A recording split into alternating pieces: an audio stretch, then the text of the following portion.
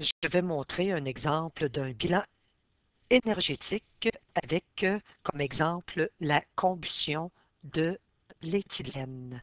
Alors, l'éthylène, c'est un hydrocarbure. Lors de la combustion, nous avons besoin de l'oxygène. Bien sûr, les états sont gazeux. Tous les hydrocarbures qui brûlent, nous avons la formation du CO2 plus H2O. C'est une réaction de combustion. Nous savons qu'elle est exothermique. Nous aurons de l'énergie, alors on va faire le bilan. Avant de faire le bilan, il faut équilibrer l'équation. Et ensuite, on va voir comment trouver les liens qui sont simples ou les liaisons qui sont multiples. Pour les molécules d'hydrocarbures qui contiennent du carbone et de l'hydrogène, on juxtapose. Ça veut dire qu'on place les atomes de carbone, donc on juxtapose des atomes de carbone, on les place un à côté de l'autre. Nous en avons deux. Je vais juste les espacer un petit peu plus, et voilà. Alors, nous allons faire la représentation par points de Lewis. Les atomes d'hydrogène sont tout autour et la molécule nous montre que nous en avons 4. Nous allons placer un nombre égal autour de chacun des atomes de carbone. Maintenant, cette molécule-là veut atteindre la stabilité. Donc, les atomes d'hydrogène veulent avoir 2 électrons comme l'hélium sur leur dernier niveau. Donc, c'est leur seul et unique niveau. Le carbone ont juste, pas le carbone, mais l'hydrogène a juste un niveau. Donc, nous savons que les atomes de carbone possèdent 4 électrons, 4 électrons de valence, donc sur le dernier niveau. Alors, eux, pour être stables, pour répondre à la règle de l'octet, doivent avoir aussi sur le dernier niveau 8 électrons de valence. Bien entendu, je le répète, l'hydrogène n'essaie pas d'en avoir 8, il essaie plutôt d'être saturé comme l'hélium, donc d'en avoir 2 sur son dernier niveau. Alors ici pour le carbone, j'ai un atome, un électron, j'ai 2 électrons de placés. Il m'en manque 2. Alors ici, j'aurai donc pour chaque atome de carbone, donc j'ai placé les 1, 2, 3, 4 électrons de valence. Même chose pour lui, 1, 2, 3, 4 électrons de valence. Par contre, la liaison covalente avec l'atome d'hydrogène donne un électron sur le dernier niveau de plus. Alors, j'en ai maintenant 1, 2, 3, 4, 5, 6. Il en manque 2 pour cet atome-là de carbone pour pour répondre à la règle de l'octet. Donc, c'est-à-dire d'avoir 8 électrons sur son dernier niveau. Alors, c'est pour cette raison qu'il y aura 2 liens de covalence entre les 2 atomes de carbone. Alors, si on fait le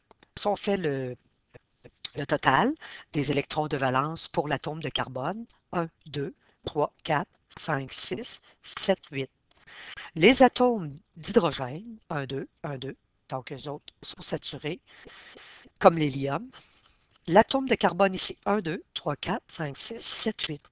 Alors, vous avez comme liaison pour l'éthylène, 1, 2, 3, 4 liaisons simples carbone-hydrogène. Maintenant, on va aller illustrer les 3 liaisons, pardon, pas les 3 liaisons, mais les liaisons entre les atomes d'oxygène, donc les 3 molécules d'oxygène. Chaque molécule d'oxygène, nous avons bien entendu 6 électrons de valence, c'est le numéro de la famille ou le numéro du groupe qui nous donne ça. Chaque atome d'oxygène veut atteindre la stabilité, donc avoir 8 électrons sur le dernier niveau. Ce sont des non-métaux, donc on fait des doublets. Maintenant, chacun en possède 1, 2, 3, 4, 5, 6, 7, 8. 1, 2, 3, 4, 5, 6, 7, 8. Chacun en possède 8. Nous en avons 3 fois de cette molécule-là d'oxygène. C'est-à-dire que les liaisons multiples Elle est même double. C'est une double liaison. Il y a deux doublets, donc c'est une double liaison. Alors, elle se répète 3 fois. Ça, c'était le côté des réactifs. Le côté des produits, maintenant, nous avons le CO2. Alors, le CO2, nous avons les 4 électrons de valence pour le carbone, les 6 électrons de valence pour l'oxygène. Je rappelle que c'est le numéro du groupe ou le numéro de la famille qui nous donne cette information. C'est une liaison covalente. Alors, le carbone veut en avoir 8 sur son dernier niveau. Même chose pour l'oxygène. On va faire un premier lien. Alors ici, nous avons 1, 2, 3, 4, 5, 6, 7. Pour l'oxygène, on va faire une autre liaison. Alors nous avons une liaison double, une liaison multiple. 1, 2, 3, 4, 5, 6, 7, 8. De l'autre côté, même chose. Alors nous avons pour l'oxygène, nous en avons maintenant 7 et maintenant 8. Le carbone au centre en possède 1, 2, 3, 4, 5, 6, 7, 8. Alors, chaque atome répond à la règle de l'octet. La molécule de dioxyde de carbone se répète 2 fois. Donc, des liaisons multiples carbone-oxygène, nous en avons donc ici 1, 2, donc 2 fois 2, 4 au total. Et par la suite, nous avons la molécule d'eau qui se répète 2 fois. La molécule d'eau, au niveau structural, l'oxygène possède 6 électrons de valence. On va les placer comme ça. Et l'hydrogène, 1. Et voilà. Encore une liaison covalente qui va donner à l'hydrogène la possibilité d'avoir sa dernière couche saturée, donc avec 2 électrons de valence. Et l'oxygène, 1, 2, 3, 4, 5, 6, 7, 8. Alors, il répond à la règle de l'octet. Maintenant que notre représentation par points de Lewis est terminée, nous sommes en mesure de voir les liaisons simples, les liaisons multiples, et par le fait même de faire le bilan énergétique. Alors, pour l'éthylène, on le rappelle, la molécule d'éthylène possédait des liaisons carbone-hydrogène, 1, 2, 3, 4. Alors, on peut les illustrer ici. Alors, juste au niveau de carbone, hydrogène, nous avions 4 liaisons. Hein, si on retourne voir la molécule, 1, 2, 3, 4. Donc, nous avons 4 liaisons. Avec votre tableau que vous avez entre les mains, vous allez aller chercher l'énergie de liaison moyenne, qui est de 413. Bien entendu, c'est un réactif, donc elle est positive. Pour les liaisons carbone, elle est multiple. Donc, dans votre tableau, on va aller chercher la liaison multiple, carbone. Nous en avons simplement une. Elle est égale à 607 kJ. Toujours du côté des réactifs. Pour l'oxygène, nous avons une double liaison, une liaison multiple. Donc, il y a 2 liens, mais la molécule d'oxygène se répète 3 fois. Donc, nous avons 3 fois la double liaison. Donc, la liaison oxygène, nous l'avons 3 fois dans votre tableau. C'est équivalent à 498 kJ. Ce sont nos réactifs ici. On peut faire la somme. Donc, la somme va nous donner, du côté des réactifs, 3753 kJ. Nous allons travailler les produits de la même façon. Le produit, nous avons la liaison multiple ici. Il y a 2 liens. Carbone-oxygène. Nous en avons 2 par molécule de dioxyde de carbone. Elle se répète 2 fois. Donc, ça fait 4. Nous en avons au total 4. Donc, pour les produits, la liaison double entre le carbone et l'oxygène, nous en avons 4. Ce sont les produits, donc, ils doivent libérer de l'énergie lors de la formation des molécules. Maintenant, pour ce qui est de la liaison hydrogène-oxygène, nous en avons une, deux, donc 2 par molécule, mais la molécule se répète 2 fois. Nous en avons donc 4, donc les liaisons hydrogène-oxygène. Nous avons 4 fois 460 kJ. Nous allons additionner, donc la somme va nous donner moins 4820 kJ. Nous allons donc calculer le delta H, donc qui est l'énergie des liaisons qui ont été brisées du côté des réactifs, plus la variation d'énergie des liaisons qui ont été formées du côté des produits. Alors, ça va nous donner une valeur qui sera négative. C'est tout à fait normal, puisque la combustion d'un hydrocarbure, c'est une réaction qui est exothermique. Donc, nous avons moins 1067 kJ. L'hydrocarbure un peu plus complexe, un peu plus dans sa structure un petit peu plus compliquée, c'est la molécule, on peut la faire, c'est la molécule, c'est le butane que vous avez. Souvent dans des bonbonnes. Donc le butane qui brûle. Le butane, c'est le C4H10. Il brûle en présence d'oxygène. Nous avons du dioxyde de carbone et de l'eau. Je vais laisser tomber les états pour aller un peu plus vite. Alors, si on équilibre cette équation, ça nous donne ceci.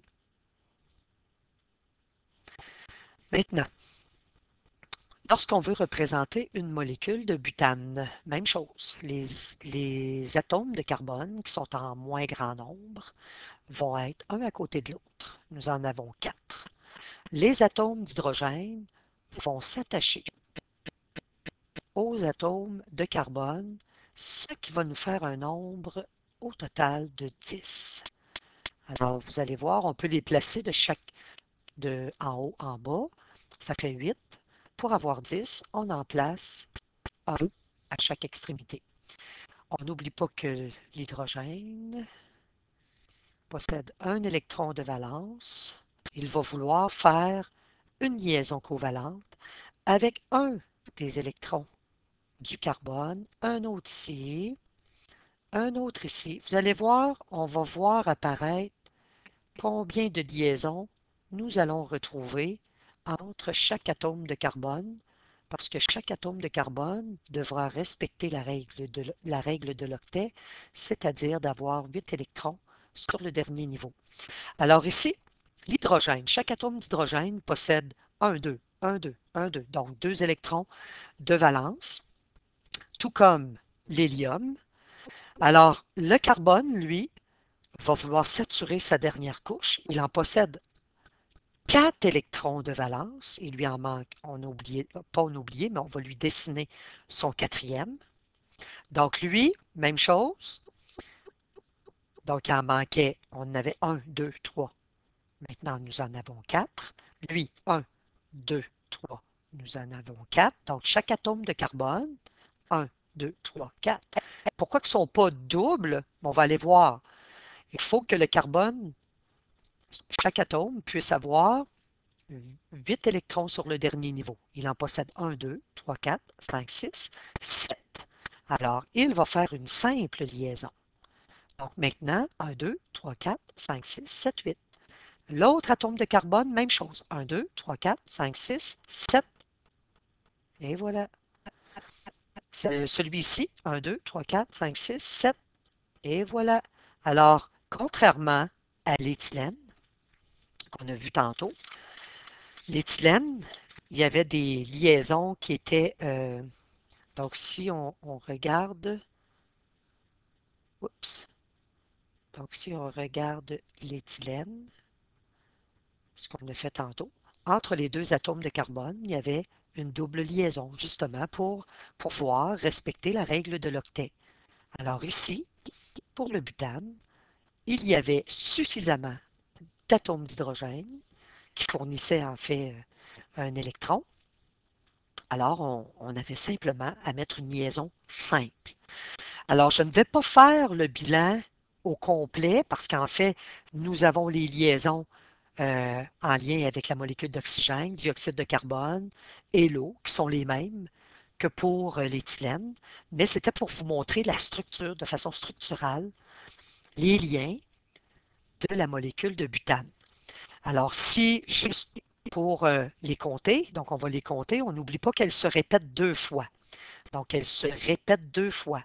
Ce qui veut dire que les liaisons, par exemple, carbone-hydrogène, nous en avons, je vais prendre une autre couleur, 1, 2, 3, 4, 5, 6, 7, 8, 9, 10. Nous en avons 10. Mais comme nous avons 2 molécules, ça fait 10 fois 2, 20. Si on va chercher l'énergie, 413 kJ, alors ça va revenir au même. Donc, on va pouvoir faire l'addition et ensuite aller du côté des produits, additionner les liaisons, mais avec des valeurs négatives, et ensuite trouver le delta H. Pour ce qui est des liaisons maintenant, carbone-carbone. Alors, les liaisons carbone-carbone, elles sont simples ici. Elles ne sont pas multiples. Alors, nous en avons. On va prendre une autre couleur. 1, 2, 3. Et comme la molécule se répète 2 fois, nous en avons donc 6. Alors, je vais vous laisser terminer l'exemple avec le butane.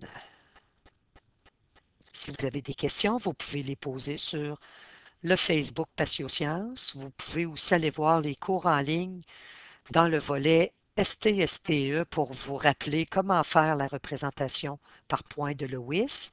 Ça ici, le bilan énergétique, c'est du 5e secondaire, de la chimie de 5e secondaire.